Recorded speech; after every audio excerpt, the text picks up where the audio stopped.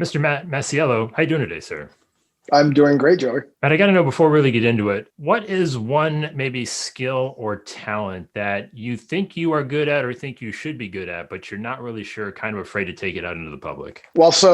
My favorite hobby is actually fishing. And I fish with my boys. I fish when I travel quite a bit. And I like to think I'm a really good fisherman, but every once in a while I go out with other people that are much better at it. And it's quite humbling. And the bigger problem is when my kids are with somebody else that is better at it as well, they point out to me that I'm not quite as good at it as I think I am. So it's one thing for you to realize you're not good at something. It's another thing for your own children to point it out to you sometimes too. Probably a humbling moment. Is there anything that you did like as a result to like level up that skill, like after the fact? Like I gotta just watch I don't know if there's a fishing channel anymore, but I just gotta consume more content. Just gotta level up my skills. Yeah, look, I think it's the same in business and in sports, and if you play instruments or anything else, and it's practice. And so, believe it or not, I actually go out and practice. I take classes on it. I've read books on it. There are times I go out fishing with my kids and they'll say, "What are we doing? We've never done this before." And I tell them we're just trying something different.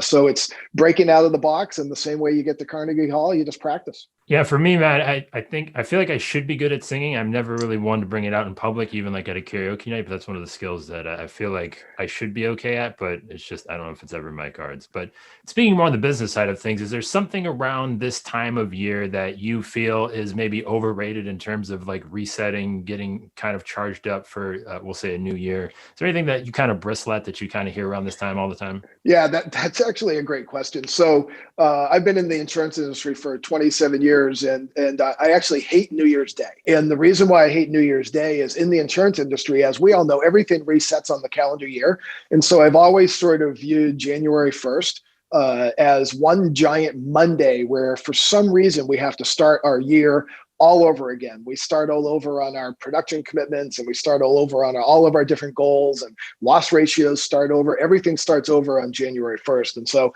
I've always felt like in this industry, I wish we could do away with sort of a reset every year on the first day of the year. All right. Well, then this brings me to this question, Matt, because if you want to get rid of the reset, what's the alternative? How do you think everything should go? Well, I think that none of us run our businesses as if it's going to reset on the first day of the year or on Monday morning or anything like that. And so, I know that when we've worked with organizations like either RPS or the insurance companies that we do business with, we always sort of focus on the longer term. None of us are focused on what are we going to do from now to the end of December, and then what are we going to do from January 1st through that next year. We're all taking 1, 2, 3, 4 year views in how we're going to do things. And I sort of the industry would take that long into some of those things as well. Yeah, that definitely makes sense. I mean, from the agent's perspective, is there something that, in terms of kind of thinking outside the box, is there something that you don't maybe hear them talking about enough or paying attention to that should be on the radar that you think is going to play maybe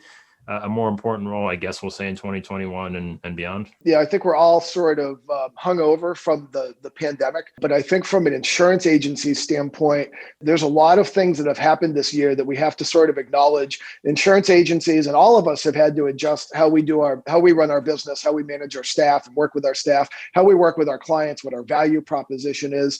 I think in the insurance agency world, insurance agencies really need to acknowledge right now the fact that digital usage by consumers has leapfrogged due to the pandemic. We're all using digital tools. This is what I think I said to you earlier. This is my third Zoom meeting already today. And agencies need to recognize that their consumers are going to be looking for digital tools in the future.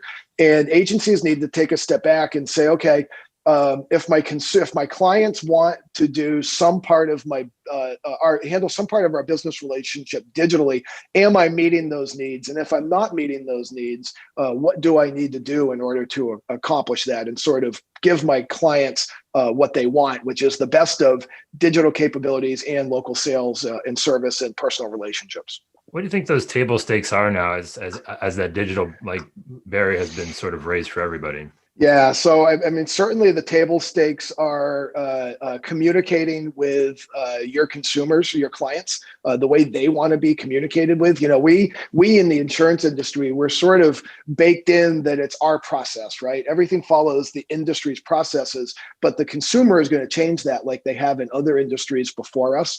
And so, you know, we got to communicate with them the way they want to be communicated with. We've got to give them the digital tools that they have in other parts of their lives.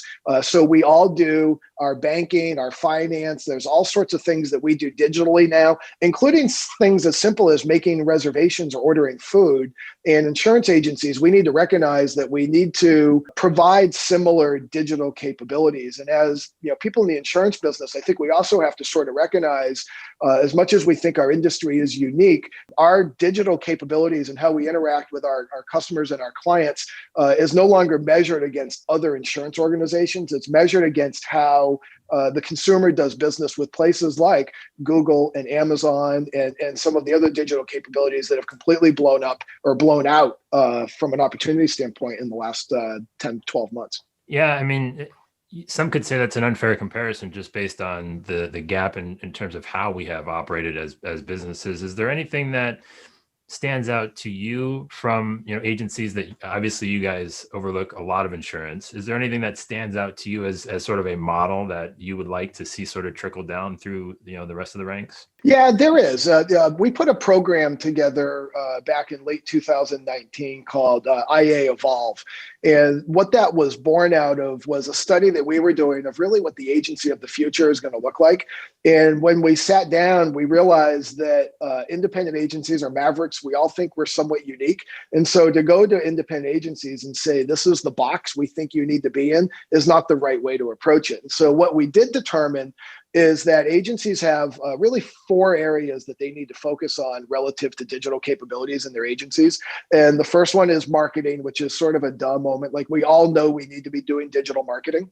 But then digital capabilities do flow into your operations, how you service your clients and retention of your clients. And then ultimately digital capabilities flow into the sales aspect of your agency as well. So when I get asked about a model, I tell people that it's a dynamic model that crosses over marketing, operations, sales, and service. What do you think the biggest hurdle is in properly translating that relationship process digitally? Because there's a lot that could be lost in that communication process. And that's one thing I've always, you know, tried to focus on is talking about, you know, that not losing sight of the fact that you're still building relationships just in a different way. Have you found anything in your personal experience that has kind of helped?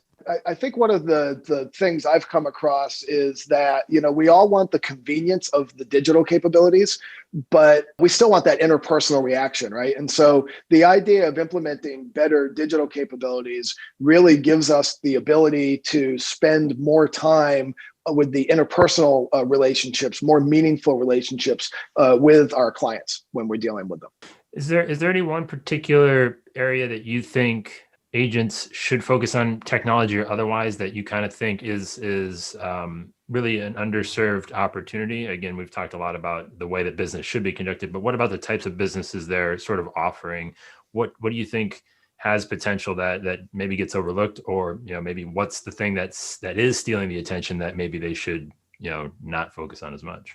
Yeah, you talk about like products and stuff like that, the products we're providing to the consumer. Yeah. I mean, just in terms of like the trends of what agents should be focused on in terms of their agency, their makeups, and what do you think really Sure. helps an agency look, you know, look the way that they want to in 2021? You know, insurance agencies, there's a lot of data out there about how we should run insurance agencies and best practices and things like that. But I think as we look towards the modernization of independent agencies and applying these digital capabilities, I think first and foremost, agency principals and managers need to look at their business and say, how do I make it more agile? How do I make it a lower cost model? And the agility was sort of a proof and point when the pandemic started that, you know, I've talked to agency after agency that says, oh my gosh, thank God that my management system was in the cloud. I had a VoIP system. You know, I had to buy a couple laptops. I was able to find them and I was immediately remote. That's an agile business. I've been able to send my employees remote. I've been able to bring them back in. So I think that agility is part of what the agencies need to create. And I think sort of that lower cost model where, providing the digital capabilities for service instead of the manpower capabilities for service, and then freeing your staff up so when they are interacting with the client, they're not having sort of clerical or transactional discussions. They're having relationship building and policy upselling and business development discussions with those clients. Yeah, that's a big one, right? Just that simple shift in the idea of like, listen, let's let the actual people do, more valuable people things. Again, have you seen any good examples as to where that's kind of helped agencies really level up and transform what they're able to offer in terms of just what the services that they're able to provide, and where should they really, I guess, maybe start to digitize those service capabilities? Yeah, so I think there's two things there. There's one on starting to digitize the capabilities and then sort of what the end product looks like.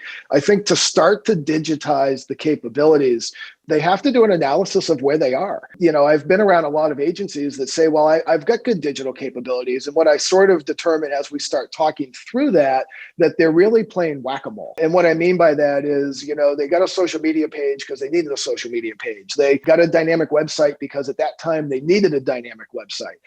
I think making decisions based on whack-a-mole or needs today is a little different than sort of taking a step back and taking a look at your agency and saying, this is what I have today. These are the people I have today, but this is where I'd like the agency to be in the future. And look, Rome wasn't built in a day. So they have to realize I've got to crawl, walk, and run so they can prioritize those things on what they need to do to ultimately get there. And I always tell everyone, look, you only eat an elephant one way, and it's one bite at a time. So even though you're putting a plan in place to digitize all of these aspects of your business, you're going to chip away at them over a period of time. What the end product, I believe, looks like, and there are agencies out there doing this, are the true digital agencies. And when we talk about a true digital agency, we're not saying throw out the way your agency is run and what has made you and other agencies successful in the past. What we're saying is, let's put a little bit more technology and a little bit of horsepower behind what makes you good, and let's transition how we're going to run that business. I always tell folks that the independent agency of the future is going to be an advisor in the risk coverage and selection process. And they're going to be an advocate. And when I say that they're going to be an advocate, it doesn't mean we're going to service every aspect of the policy. Policies may be serviced through self-service. They may be serviced through carrier service centers, agency management service capabilities, agency management system service capabilities. But we're going to be an advocate when the consumer starts those processes and then realizes, I do want to talk to a person. Or I have a claim and the carrier's not doing the job I think they should do. I do want to talk to my agent. And so that advisor and that advocate really allows the independent agency of the future to pivot, and instead of being staffed and having its expenses and its business model based on servicing the policies, it allows us to sort of change and pivot the model of the insurance agents to be focused much more on business development. We're not ignoring service. We're not ignoring retention. We're simply giving the consumer the ability to service their policy multiple different ways, including calling us. And it comes full circle to what you and I were just talking about a minute ago. Now we're having more meaningful conversations with the clients on business development activities and policy sales activities and coverage, solving risk challenges with them, not simply performing clerical functions. And so we become an advisor, we become an advocate, we become business development and sales distribution points for the carriers that we represent. And we've given at the same time the consumer multiple different ways to service their policy, because not everybody wants to service their policy, between 8:30 and 4:30 midweek. So I usually get in trouble when I ask this question. I haven't asked it for a while, but I used to ask people, do you think we're in the knowledge business or the service business? Kind of like what you were saying. And it's a sliding scale for sure. But, based on what you had said, it sounds like, I guess I'd be curious where you would put that slider on that scale and in comparison to where you think most agencies think it should go. Well, look, I think we're in both the knowledge and the service business. Insurance, one of the reasons why insurance agencies haven't been disintermediated to a huge extent by digital capabilities and insurtech and the threat of the internet over the last several years is because it is a complex product. right? And we can argue that it's not, but at the end of the day, we are securing the value of the assets of people. We're an important part of their financial stability. And so I do think it's a service business. All I'm saying is that the service is going to change and the consumer is going to direct on how they want to service it. The knowledge is what differentiates us. And so if I'm a consumer, I don't care about the knowledge and I'm simply looking for an auto policy with low limits and I just need to pay that premium, I can go direct to direct channel. However, if I need that knowledge set because I do have multiple policies or I'm a business owner, I have more complex coverages and I need professional coverages, then I need that knowledge set of the agent. So I would weight them about the same relative to importance. What I would just say is how they are done. Certainly the service part that's what's changing. All right, Matt, I got 3 more questions for you, sir. And the first one, very simply, what is one thing that you hope you never forget? There's one thing I hope I never forget. Well, it's actually not an insurance thing. It's just in working with people and all the agencies I've worked with over the years, and that's actually humility. I believe a little bit or a lot of humility goes a long way in working with folks, and sort of with the humility piece comes empathy. I think that whether we're working with clients and insureds, or whether I'm talking to insurance company folks or I'm talking to insurance agencies, you have to have some empathy and realize what people are going through in their business lives and in their day-to-day lives, and understand that in your communication and in your business decisions and how you drive process and results with people. All right, then the other side of that, what's one thing you still have yet to learn? I think there's a lot. There's a lot to learn. It's interesting. I actually wrote. I'm on a nonprofit board last night, and the person that's head of the organization was doing a presentation. And I'm in the business world, focus on marketing, sales, operations, and so forth. And this individual put a slide up that talked about mission and tactics and using. I'm actually looking at it. I printed it. Strategy, brand, culture. And so I'm on a call last night where I'm on a nonprofit board, and this individual starts talking about this stuff. And by the end of the night, I sent an email that said, "You never stop learning." And his slide started with doing a SWOT analysis on a situation and then what the steps are that happen after that. I recently wrote a book that ends in creating a SWOT analysis. And I've been asked more recently, where do we go from here? What's next? And I realized I actually picked it up from an individual on a nonprofit board completely outside of the industry. So I think just in general, we can never stop learning. We have to be curious. We have to ask questions. Sometimes they're tough questions. Sometimes they're easy questions. And we have to listen to the people around us and take away what they have to offer. All right, Matt, last question to you. I generally ask this to everybody, but asking it to somebody like yourself, there might actually be ramifications that can come from it. So let's just see what happens. If I were to hand you a magic wand of sorts to reshape, change, alter, speed up the course of insurance, really in any way, shape, or form, what is that thing? Where is it going? Yeah, I sort of said this already. I make my bones in the independent agency business. I'm a huge advocate for independent agencies. If I could wave a wand, the independent agency, the portion of the independent agency distribution system that's sort of that under $1.5 million of revenue, which is about 70% of the channel, I would wave that wand and I would get all of us the digital capabilities that we need, that the consumers are clamoring for, so we can meet the consumers and we can provide them what they want, and so they're not looking for the alternatives in the direct channel or and alternatives on the internet. That's a big wish, but that's what mine would be. Matt, this has been fantastic. I'm gonna leave it right there, sir. Awesome, Joey. Hey, listen, I appreciate the opportunity. Thank you.